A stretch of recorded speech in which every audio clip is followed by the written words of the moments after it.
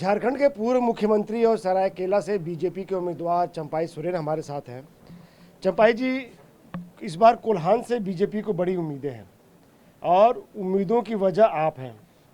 इस बार कोल्हान में बीजेपी का क्या भविष्य होने जा रहा है, क्योंकि बीजेपी पिछली बार जीरो थी। आप लोग कल दिखा देश का प्रधानमंत्री आए थे, चाईबासा कोल्हान का धरती आए थे और बढ़ चढ़ के यहाँ का जनता हिस्सा लिया। चुनाव के माहौल भी इतना लाखों के संख्या में भीड़ जुटा, तो वो संकेत हो गया। एक कोल्हान से लेके पूरा संताल परगना, पूरा झारखंड क्षेत्र में भारतीय जनता पार्टी का लहर है और इस चुनाव में विजयी भी है। इसकी वजह क्या है? इस आत्मविश्वास की वजह क्या है? देखिए, आत्मविश्वास जनता का समर्थन से ही, जब जनता का समर्थन मिलने शुरू हो जाता तो अपने आप आत्मविश्वास, पार्टी की भी विश्वास करने लग जाता है। जनता का समर्थन से कोई किसी एक आदमी से नहीं होता है, जनता का समर्थन से होता है। लेकिन हेमंत सोरेन तो ये कह रहे हैं कि चंपाई जी के जाने से कोई फर्क नहीं पड़ेगा। इस बार भी कोल्हान में जेएमएम, कांग्रेस और आरजेडी के गठबंधन का जो पिछली बार का जो प्रदर्शन है वो दोहराया जाएगा। हम उसका जवाब रिप्लाई नहीं देना चाहते हैं। वो क्या बोला वो स्वतंत्र है। हम अपना आत्मविश्वास हमारा है कि इस बार कोल्हान में भी भारतीय जनता पार्टी का ही मैक्सिमम सीट 14 की 14 जीतने जा रहा है। प्रधानमंत्री ने भी बोला कि चंपाई सोरेन, जिन्होंने शिबू सोरेन के साथ मिलकर जेएमएम पार्टी बनाई, खड़ा किया, उसको यहाँ तक पहुँचाया, उनके साथ नाइंसाफ़ी की गई। तो क्या इस बार का जो चुनाव है ये चंपाई सोरेन के लिए एक बदला लेने का भी मौका है, दिखाने का भी मौका है कि जिसको आपने बाहर किया, पार्टी से बाहर निकाला, उसने आपको जवाब दे दिया? देखिए, हम जो वहाँ संगठन से कोई तो कारण था तभी ना निकला है, उस चीज़ को दोहराना नहीं चाहते। यदि हम कोई दल में शामिल हो गया है और उस दल का हम काम करेंगे और उससे जनता का विश्वास को हासिल करेंगे और हम उस जनता का विश्वास हासिल करने में सफल हो रहा है। प्रधानमंत्री ने ये भी संकेत दिया कि इस बार बीजेपी की अगर सत्ता आती है तो आदिवासी मुख्यमंत्री बन सकता है। तो क्या चंपाई सोरेन, जो कि पूर्व मुख्यमंत्री हैं, बीजेपी अगर बहुमत में आती है तो मुख्यमंत्री बनेंगे? देखिए, मुख्यमंत्री बनना या कौन मंत्री बनना ये दल की बात है। सबसे बड़ा दल है भारतीय जनता पार्टी। अब बड़ा दल के नाते वो वहाँ पर विचार विमर्श करने के बाद ही किसको क्या चीज़ में दे रहा है, नहीं दे रहा है, वहाँ से निर्णय होता है। ये हमारा कोई व्यक्तिगत निर्णय नहीं होता है दल में। हम इसलिए पूछ रहे कि आदिवासियों के बीच में बीजेपी ने बड़ा मेहनत किया, लेकिन आदिवासियों ने उतना वोट उनको नहीं दिया, उतनी सीटें नहीं दी। इस बार बीजेपी को लगता है कि अगर आदिवासी को मुख्यमंत्री बनाते हैं तो बीजेपी का आदिवासियों के बीच में पकड़ मजबूत होगी। देखिए, हम तो नया नया सदस्य है। कहाँ नए नए, इतने पुराने ऐसी बात कर रहे हैं। नहीं, दल के लिए अच्छा, तो दल के नए है ना। हमने 45 साल तो हमने जिम्मे में हम टाइम बिताया, संघर्ष में बिताया, है ना। अब तो यहाँ के लिए तो नया है ना। यहाँ के सारा दल के भीतर में सभी सीनियर लीडर लोग के बीच वहाँ भी संसद बोर्ड भी है और बहुत इकाई संगठन है ना। और उस बीच में विचार करके जो निर्णय होगा वही ना होगा। यहाँ तो कोई व्यक्तिगत विचार से तो नहीं होता है ना। इसीलिए बड़ा दल है, विचार करने का भी बड़ा है और वहीं से निकलेगा किसको क्या दायित्व मिलेगा। आपको अगर ये जिम्मेदारी दी जाती है तो आप तैयार हैं? तो हम आज जिम्मेवारी दे दिया कि आप चलिए सरायकेला से लड़िए, तो हम लड़ रहा है। फिर और जो जिम्मेदारी देंगे वो जिम्मेदारी निभाएंगे, बस उसमें क्या है। प्रधानमंत्री ने कल वंशवाद पे, परिवारवाद पे हमला बोला, लेकिन कांग्रेस और जेएमएम अब ये कह रही है कि प्रधानमंत्री जहां एक तरफ कहते हैं कि विपक्षी गठबंधन है उसमें वंशवाद है, परिवारवाद है, तो वहीं बीजेपी में भी परिवारवाद है। आपका नाम लिया कि चंपाई सोरेन के खुद भी लड़ रहे हैं, उनके बेटे भी लड़ रहे हैं, अर्जुन मुंडा की पत्नी लड़ रही हैं, तो उन्होंने ऐसे कई उदाहरण दिए, रघुवर दास की बहू लड़ रही हैं। तो क्या आपको लगता है कि जो परिवारवाद की परिभाषा है बदल गई है? देखिए, हम थोड़ा इस बात के कैसे आपको कहेंगे, ये पार्टी देखता है या किस रूप से विचार करके, अब बहुत सी विचार करने के बाद किसी को उम्मीदवार दिया जाता है ना। और उस विचार में बड़ा दल का बड़ा एक कमेटी होते हैं, है ना। वो कमेटी में सारा रिपोर्ट देखने के बाद किसी को उम्मीदवार दिया जाता है। सीट कौन जीता सकता है, दावेदार बहुत आदमी रहते हैं और उसमें किसी एक को देना है। उसी जो भी विचार हुआ है दल के अंदर में, अच्छा विचार हुआ है।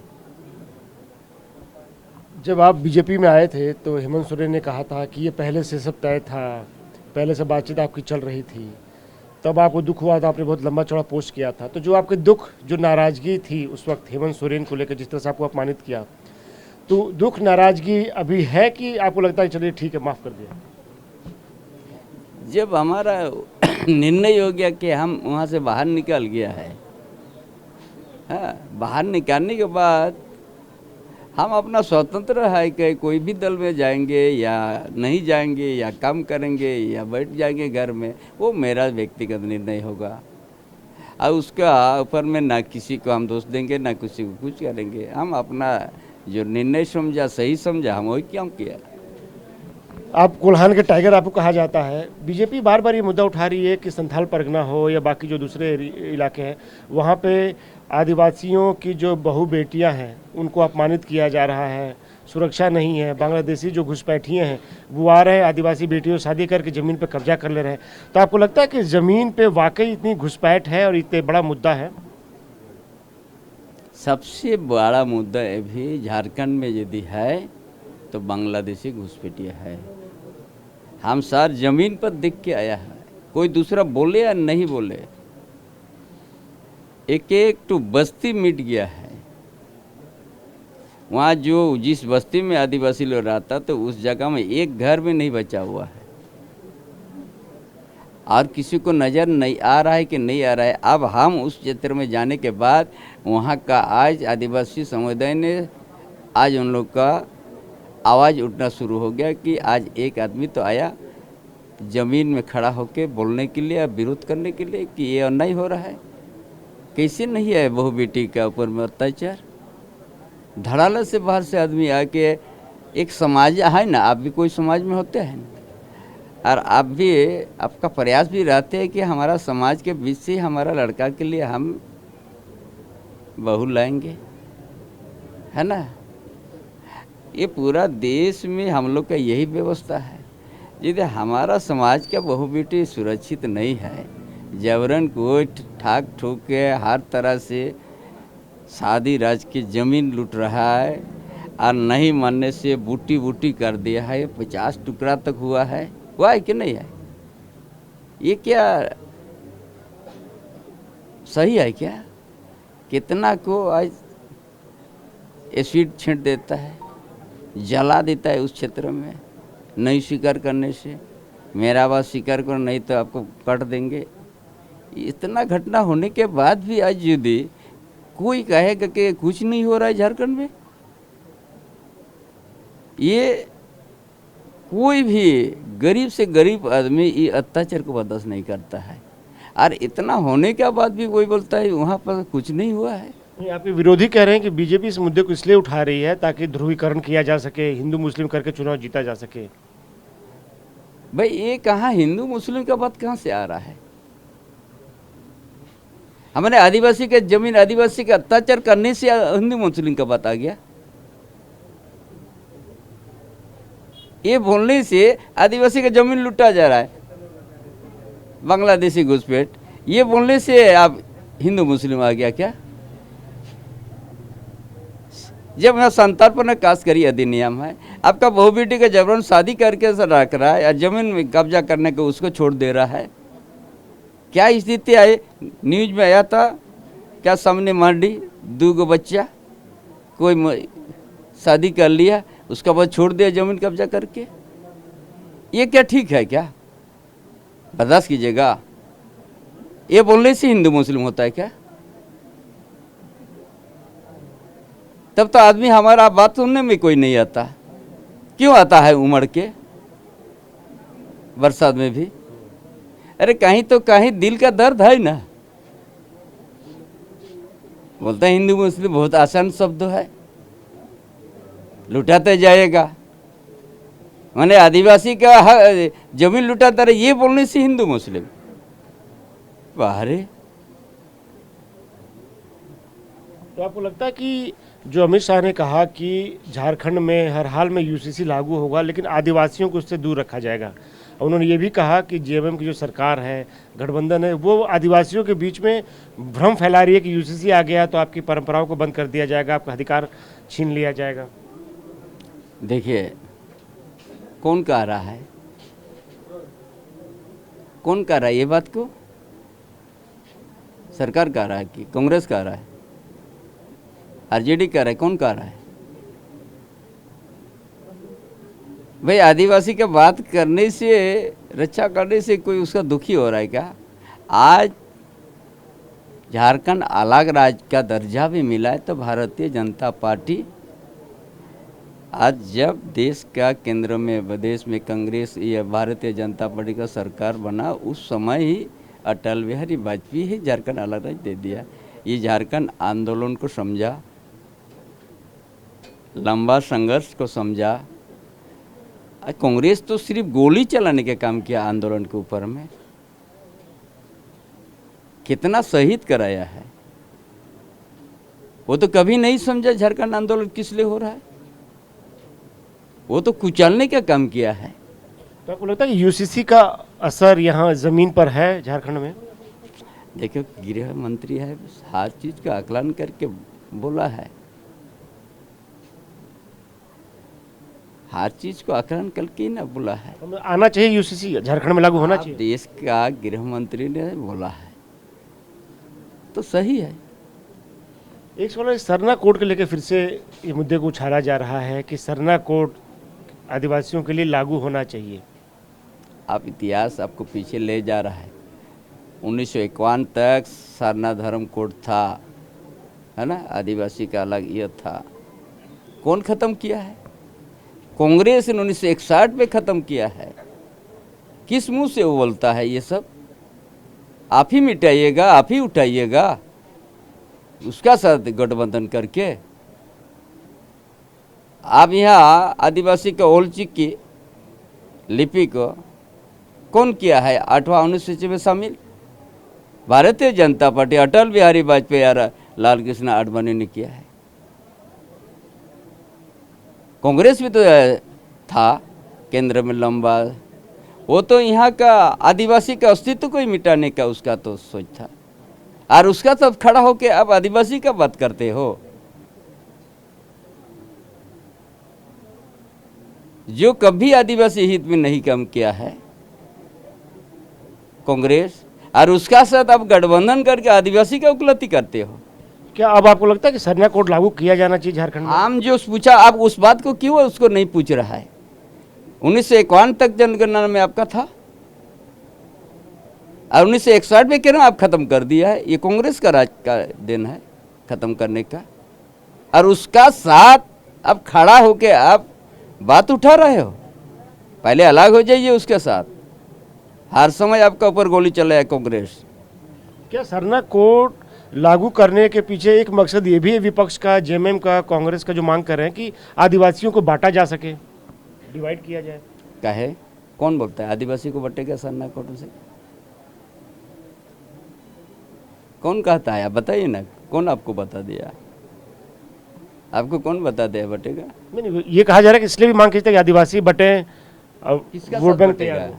किसका साथ बटेगा? किसका साथ बटेगा हमको बताओ ना, तभी ना जवाब देंगे हम। वो कह रहे हैं कि कुछ आदिवासी जो हैं जो सरना कोड फॉलो करेंगे वो मंदिर भी जा सकते हैं, चर्च भी जा सकते हैं, तो वहीं कुछ लोग हैं जो नहीं फॉलो करेंगे वो अलग हो जाएंगे। तो आदिवासियों में एक डिवीजन होगा एक।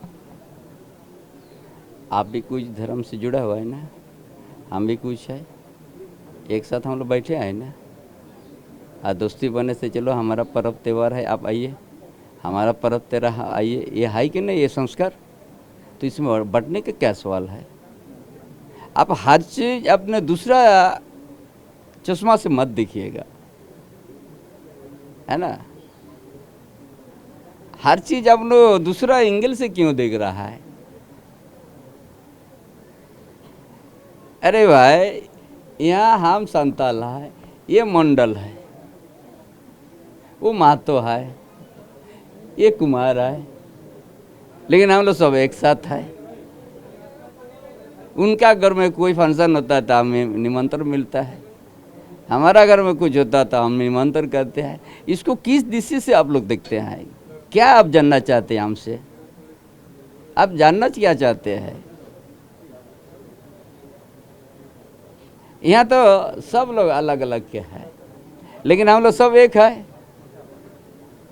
यहाँ इतना बड़ा बस्ती बना हुआ है, यहाँ और संथाल भी है, और भी समाज के लोग हैं। कभी इस बात तो हम लोग नहीं उठाते हैं, ये बात कहाँ से आ रहा है। आप यहाँ पर सुनिए, यहाँ दुर्गा पूजा देखने से आदिवासी लोग गया है, आदिवासी के कहाँ पर्व होता है तो बाकी सब भी जाते हैं। उसको आप लोग काहे आप लोग को लड़वाई रहा है ये सब। नहीं, हम लोग नहीं, जो आपके विरोधी है। तो उसको पूछिएगा, ये सब अब दिल्ली आपको आज दूसरा कुछ नहीं नजर आ रहा है। आपका साथ भी कौन कौन खड़ा है पीछे देखिए रे भाई,